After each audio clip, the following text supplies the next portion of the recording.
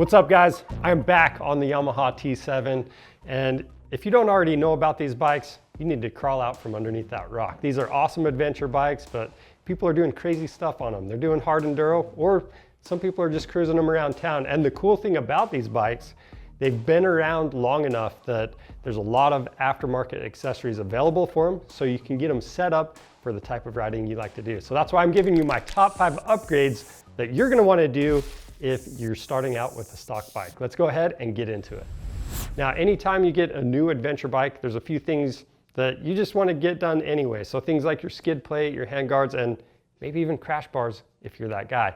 But those are not in my top 5. My number 1 upgrade for this bike is the Racetech fork and shock springs.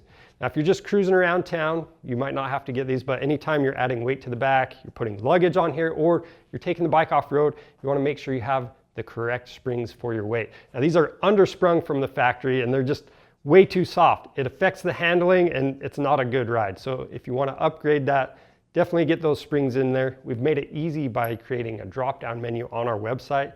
You can pick the correct spring, and we've got how-to videos to help you get them installed. And the cool thing about this bike is these forks and the shock, they're really easy to work on. Number 2 is the Cherubi's fuel tank. So this thing holds 6.1 gallons of fuel. So that's adding just under 2 gallons of gas to your fuel capacity. Now, if you've seen any of our adventure rides on our YouTube channel, then you probably know we like to get in some remote areas. And what we found is the stock tank, we were averaging about 160 miles per tank for the type of riding that we like to do. And we have been known to run out of gas from time to time. So we wanted to get this thing closer to the 200-mile range. That's why we added this tank. And one of the cool things with the tank is, even though you're adding 2 gallons of gas, because the tank itself is lighter than the stock one, you're only adding 7 total pounds to the weight of the bike. Number 3 is the Seat Concepts Comfort Seat. So there's a few reasons you'd want to upgrade to one of these, but one of the most common things is this is just better foam. It's more comfortable. It is more dense than the stock foam. And you can also get these seats in different heights. So if you're a taller rider, you can get a thicker foam, shorter rider, thinner. This is the standard height, and it has a really good shape to it. So you've got this cut out for your standing position, and then it widens up so you have that comfort on the longer rides. Upgrade number 4 is the tires. So the stock tires, they're geared more towards the street, and if that's all you're doing, then leave them on.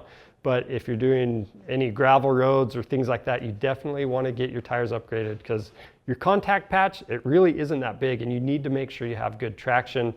We found that we like 2 different tires. So the Dunlop Mission tires, it's a 50-50 tire and kind of leans more towards the street. So if you're laying down the miles, that's a great option. But if you're getting in more aggressive off-road riding or dirt roads, you're going to want to look at the Tusk 2-track tires. Now, I've personally put a lot of hours on those. I love them off-road, but they're surprisingly smooth on the street as well. But whatever tire you go with, you can get one that's more suited to whatever riding you're doing, but it is a massive upgrade on this bike. Tip number 5 is looping back to protection. Now, a lot of the protection items like the skid plate, the handguards, they didn't make the list. But the reason this one did is it's something that is often overlooked, and it's super important. So it's the primary drive chain guide.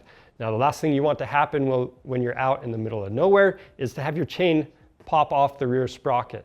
So this thing keeps it solid and glued to that rear sprocket when you're out riding.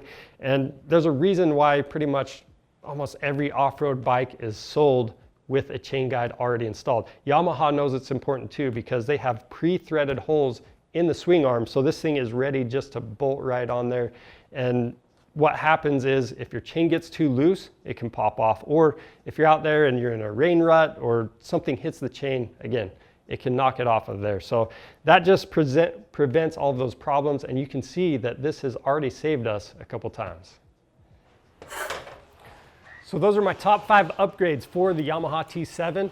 Now, we do have a complete build video for these bikes. You're going to want to check that out. Click the link to see all the parts we've got on here. We have all that stuff available on our website. And hey, let me know what you have done to your bike.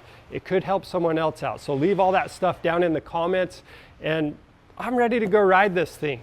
I'll catch you in the next video.